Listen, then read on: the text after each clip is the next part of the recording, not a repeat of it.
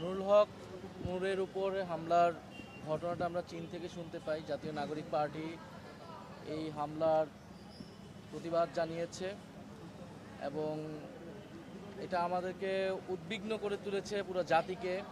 আসলে জুলাই গণ অভ্যুত্থানের পরে এরকম একটা দিন দেখতে হবে এটা আমরা কেউ কল্পনাও করি নাই।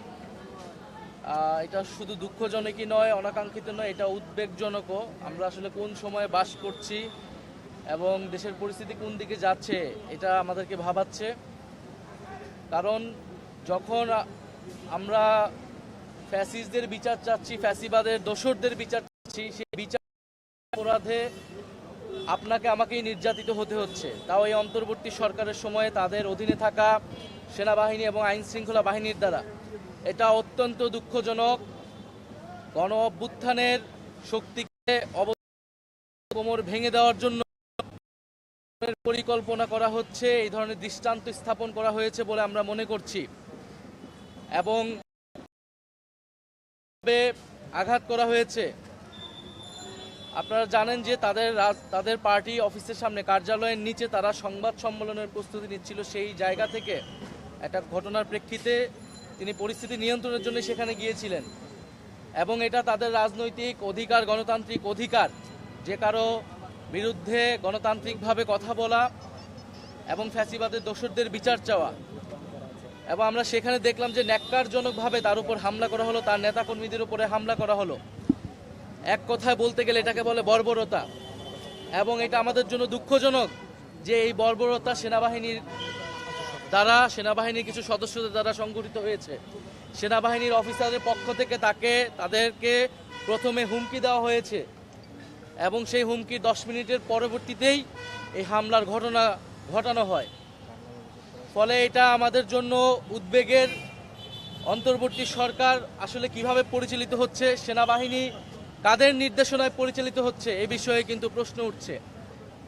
কারণ অন্তর্বর্তী সরকার গণ অভ্যুত্থানের এই নুরুল হক নূর, এদের মতো ফ্যাসিবাদ বিরোধী যোদ্ধাদের লড়াই সংগ্রামের ফলেই কিন্তু এই অন্তর্বর্তী সরকার গঠিত হয়েছে। ফ্যাসিবাদ বিরোধী রাজনৈতিক দলগুলোর এখনো তাদের কার্যক্রম পরিচালনা করে যাচ্ছে। ফলে এই সময়ে তার উপরে হামলা, এটাকে আমরা খুব গভীর উদ্বেগের সাথে দেখছি। এটার প্রতিবাদের ভাষা আমাদের নেই এবং আমরা পাশাপাশি এও লক্ষ্য করছি যে দেশে এক ধরনের অস্থিতিশীলতা তৈরি করার নানা চেষ্টা করা হচ্ছে।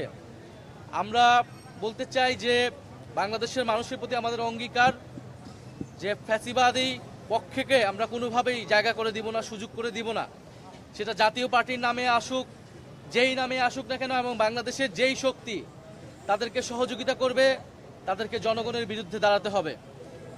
এবং আরও দুঃখজনক, সেদিন হয়তো ঘটনা হয়ে থাকুক না কেন, সেটা যদি অনাকাঙ্ক্ষিত হয়ে থাকে, দুর্ঘটনা হয়ে থাকে, সেনাবাহিনীর উচিত ছিল নিঃশর্তভাবে দুঃখ প্রকাশ করা, ক্ষমা প্রার্থনা করা।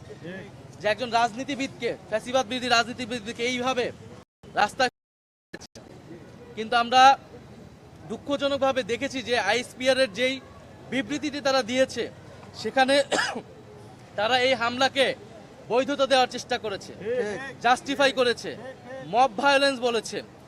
একটা গণতান্ত্রিক রাজনৈতিক দল তার কর্মসূচি, তার অফিসের সামনে সে সংবাদ সম্মেলন করছে, সেটাকে মব ভায়োলেন্স বলে সে সেনাবাহিনী এই হামলার বৈধতা উৎপাদনের চেষ্টা করেছে এবং এটি আরও ন্যাক্কারজনক ঘটনা ঘটেছে। অন্তর্বর্তী সরকার তাদের অবস্থান ব্যক্ত করেছে, বিচারিক তদন্ত কমিটি করেছে এবং সেনাবাহিনীর উচিত অবিলম্বে সেই বিবৃতি প্রত্যাহার করে এই ঘটনার জন্য দুঃখ প্রকাশ করা। আমরা সেনাবাহিনীর প্রতি শ্রদ্ধাশীল ছিলাম অন্তর্বর্তী সরকার গঠনের সময় থেকেই, গণ অভ্যুত্থানের সময় থেকেই, এবং তাদের উপরে দেশের আইন শৃঙ্খলা সহ সামনের যে নির্বাচন হবে তার অনেক কিছু নির্ভর করছে। কিন্তু যদি সেনাবাহিনী এই ধরনের পক্ষপাতমূলক অবস্থান দেখা যায়, যে একটি রাজনৈতিক দলকে বাঁচানোর চেষ্টা করা হচ্ছে এবং দুঃখজনকভাবে সেই রাজনৈতিক দল হচ্ছে ফ্যাসিবাদের দোসর, এবং তাকে বাঁচাতে গিয়ে ফ্যাসিবাদ বিরোধী জুলাই গণ অভ্যুত্থানের অন্যতম নেতাকে আক্রমণ করা হচ্ছে, এটা আমরা কখনোই মেনে নিব না। ফলে আমরা আশা করব যে সেনাবাহিনী তাদের এই অবস্থান পুনর্মূল্যায়ন করবে এবং তাদের এই হামলার জন্য, তাদের এই ঘটনার জন্য এবং দুঃখ প্রকাশ করবে এবং ভবিষ্যতে এই ধরনের ঘটনা ঘটবে না সেই নিশ্চয়তা বাংলাদেশের জনগণকে দিবে, বাংলাদেশের রাজনৈতিক দলগুলোকে দিবে। আর জাতীয় পার্টি বিষয়ে আমাদের অবস্থান খুবই সুস্পষ্ট। জাতীয় পার্টি শুধু এই গত 16 বছর ধরে দালালি করে নাই। 90-এর পরাজিত শক্তি তারা। 90-এর গণ অভ্যুত্থানে বাংলাদেশের ছাত্র জনতা রক্ত দিয়ে এরশাদের পতন ঘটিয়েছিল, কিন্তু সেই সময় রাজনৈতিক দলগুলো আপোষ করেছিল। ফলে ত্রিদলীয় জোটের রূপরেখা ব্যর্থ হয়েছিল এবং এরশাদকে আবার পুনর্বাসনের জায়গা করে দিয়ে যেই ভুল রাজনৈতিক দলগুলো করেছিল, বাংলাদেশের জনগণের সাথে যেই বেইমানি তারা করেছিল, 24-এর গণ অভ্যুত্থানের পরে আমরা সেই সুযোগ দিব না। আওয়ামী লীগ, জাতীয় পার্টি এবং আওয়ামী লীগের সাথে সহযোগী যত দোসর রয়েছে এবং যারা আওয়ামী লীগকে আবার পুনর্বাসনের চেষ্টা করবে, তাদের সবাইকে বাংলাদেশের মাটি থেকে বিতাড়িত করা হবে এবং বাংলাদেশে আদালতে তাদেরকে বিচারের আওতায় আনা হবে। এর কোনো বিকল্প নাই। ফলে আমরা আশা করব দেশ যাতে অস্থিতিশীলতার জায়গায় না যায়, আমরা সবাই ঐক্যবদ্ধ থাকবো। বাংলাদেশের সংস্কারও হবে, নির্বাচন হবে, নতুন সংবিধান হবে। এটা জনগণের প্রতি আমাদের প্রতিশ্রুতি। সকল রাজনৈতিক দলের প্রতি আমাদের আহ্বান থাকবে যে আপনারা দেশের এই পরিস্থিতিতে ঐক্যবদ্ধ থাকুন। এমন কোনো শক্তিকে সহায়তা করবেন না, সমর্থন দিবেন না যারা বাংলাদেশের গণতন্ত্রের জন্য হুমকি স্বরূপ। অনেক রক্তের বিনিময়ে, অনেক সংগ্রামের বিনিময়ে আমরা আজকের এই পরিস্থিতিতে এসেছি। আমরা নুরুল হক নূরের সুস্থতা কামনা করি এবং এই ঘটনার সুষ্ঠু তদন্তর মাধ্যমে বিচার হবে, এটা আমরা প্রত্যাশা করি।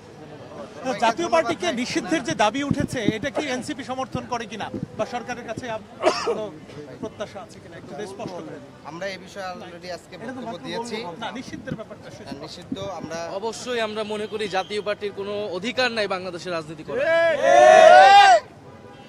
ঘোষণাপত্র সহ অন্তর্বর্তী সরকার বিভিন্ন জায়গায় বলেছে 3টি নির্বাচন অবৈধ। ফলে এই 3টি নির্বাচনকে বারবার বৈধতা দিয়েছে কারা? জাতীয় পার্টি। জাতীয় পার্টি। এই ফ্যাসিবাদকে টিকিয়ে রাখতে সহায়তা করেছে জাতীয় পার্টি। বাংলাদেশের জনগণের বিপক্ষে অবস্থান নিয়েছে তারা। ফলে কোন বিবেচনায় তারা আর এই বাংলাদেশের রাজনীতি করবে?